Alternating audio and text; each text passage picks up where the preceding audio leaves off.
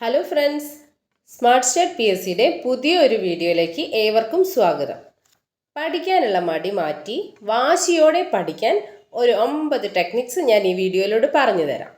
Video skip ചെയ്യാതെ ഒന്ന് കണ്ടു നോക്കൂ, ഉപകാരപ്പെടും. വീഡിയോയിലേക്ക് കടക്കുന്നതിന് മുന്നേ എൻ്റെ ചാനൽ ആദ്യമായിട്ട് കാണുന്നവരാണെങ്കിൽ ഒന്ന് സബ്സ്ക്രൈബ് ചെയ്ത് സപ്പോർട്ട് ചെയ്യണേ. ആദ്യത്തെ ടെക്നിക്കാണ് സ്മോൾ സ്റ്റെപ്പ് ടെക്നിക്ക്. എന്ന് പറഞ്ഞാൽ വലിയ ടാർഗറ്റ് കാണുമ്പോൾ നമുക്ക് മടിയും ഭയവും ഒക്കെ ഉണ്ടാവും. അതുകൊണ്ട് നമുക്ക് ചെയ്യാനുള്ള ടാസ്കിനെ ചെറുതായി വിഭജിക്കുക. ചെറിയ ഭാഗങ്ങളായി എടുത്ത് വലിയ ലക്ഷ്യങ്ങൾ കൈവരിക്കാനുള്ള ഒരു മാർഗമാണ് സ്മോൾ സ്റ്റെപ്പ് ടെക്നിക്ക്.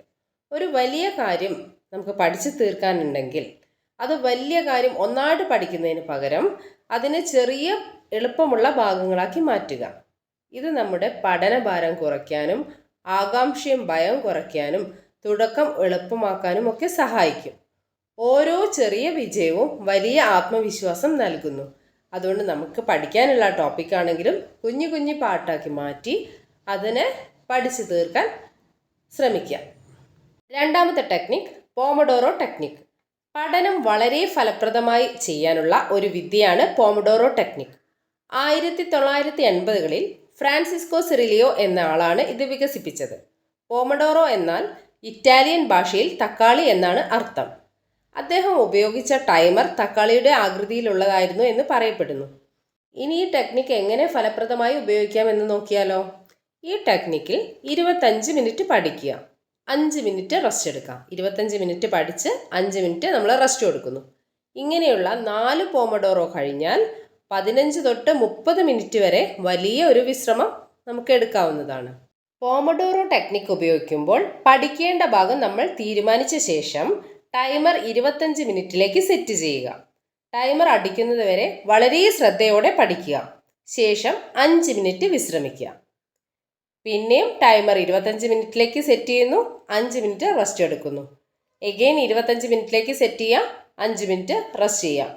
ഇങ്ങനെയുള്ള 4 പോമഡോറോ നമ്മൾ കംപ്ലീറ്റ് ചെയ്ത ശേഷം വലിയ ഒരു ബ്രേക്ക് എടുക്കാം. അതായത് 15 തൊട്ട് 30 മിനിറ്റ് വരെ നമുക്ക് ബ്രേക്ക് എടുക്കാവുന്നതാണ്. അടുത്തത് പഠനസ്ഥലത്തെ എൻവയോൺമെൻറ്റ്.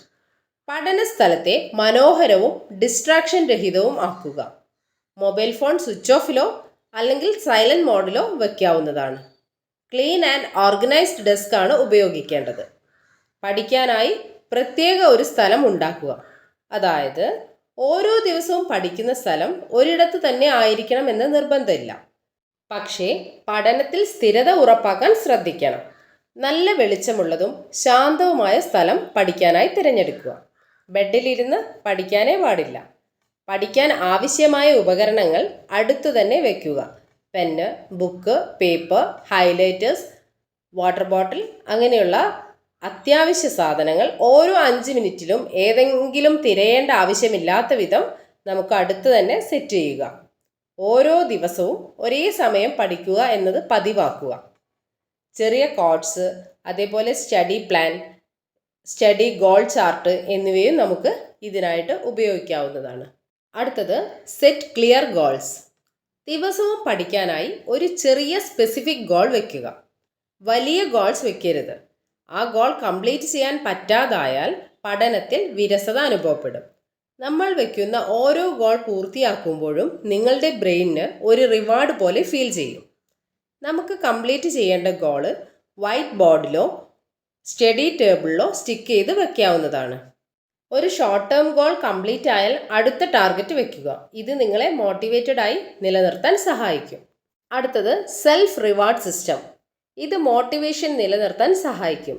ഓരോ ഗോൾ കംപ്ലീറ്റ് ചെയ്യുമ്പോഴും നിങ്ങൾക്ക് ഇഷ്ടമുള്ള ഒരു ആക്ടിവിറ്റി റിവാർഡായി നിങ്ങൾക്ക് തന്നെ നൽകുക. എക്സാമ്പിൾ 10 മിനിറ്റ് യൂട്യൂബ് അല്ലെങ്കിൽ Instagram time, snacks etcetera. 10 minute YouTube എന്ന് പറഞ്ഞാൽ 10 മിനിറ്റിൽ നമ്മൾ അത് നിർത്തണം. അത് കണ്ടിന്യൂ ചെയ്ത് പോകാൻ പാടില്ല. അടുത്ത ടെക്നിക്കാണ് അഫർമേഷൻസ് ആൻഡ് വിഷ്വലൈസേഷൻ. എല്ലാ ദിവസവും ഉണരുമ്പോൾ തന്നെ പറയുക, ഞാൻ ഏകാഗ്രതയോടെ പഠിക്കുന്നു, എൻ്റെ ഭാവിക്കായി ഞാൻ ഇപ്പോൾ പരിശ്രമിക്കുന്നു. നിങ്ങളുടെ ലക്ഷ്യവും അതിലെ വിജയവും മനസ്സിൽ വിഷ്വലൈസ് ചെയ്യുക.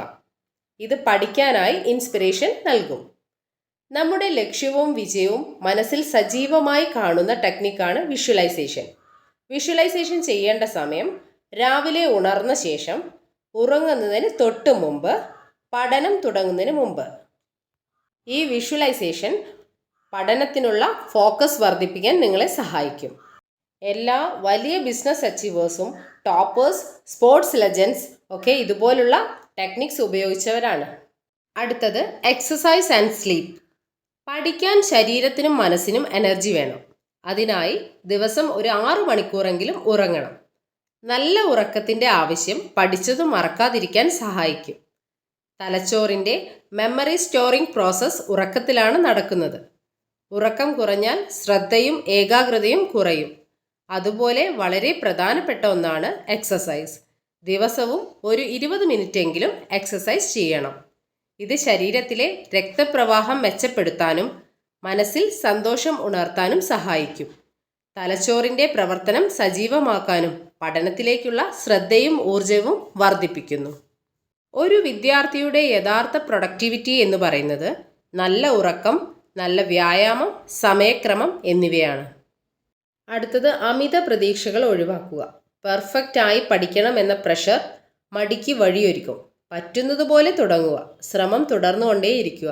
ഇംപ്രൂവ്മെൻ്റ് ഉണ്ടാകും. 9ാമത്തേതും അവസാനത്തേതുമായ ടെക്നിക്കാണ് പറയാൻ പോകുന്നത്, ഡിസിപ്ലിൻ. ഓരോ ദിവസവും ചെറിയ രീതിയിൽ പഠിക്കുന്ന റുട്ടീൻ ഉണ്ടാക്കിയെടുക്കണം. നാളെ തുടങ്ങാം എന്നത് മാറ്റി ഇപ്പോൾ തുടങ്ങാം എന്ന ആറ്റിറ്റ്യൂഡ് വളർത്തിയെടുക്കുക. പഠനത്തിലെ പ്രധാന ഡിസിപ്ലിൻസ് എന്തൊക്കെയാണെന്ന് നോക്കാം. ഓരോ ദിവസവും പഠനത്തിന് കൃത്യമായ സമയം നൽകുക.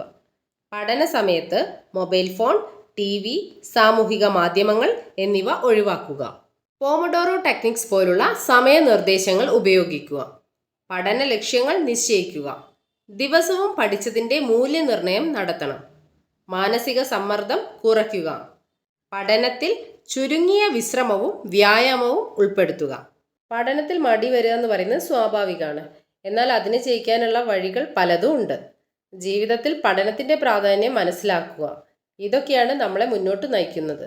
ഇന്ന് പറഞ്ഞ ടെക്നിക്സ് നിങ്ങളുടെ പഠനശൈലി മാറ്റി പഠനത്തിൽ ഇമ്പ്രൂവ്മെൻ്റ് കൊണ്ടുവരാൻ നിങ്ങളെ സഹായിക്കും എന്ന് എനിക്ക് വിശ്വാസമുണ്ട്. പഠനത്തെ ഒരു ബുദ്ധിമുട്ടായിട്ടല്ല, ഒരു അവസരമായിട്ട് കാണാൻ പഠിക്കുക. ഈ പഠനം നിങ്ങളുടെ ഭാവിയെ തന്നെ മാറ്റിമറിക്കും.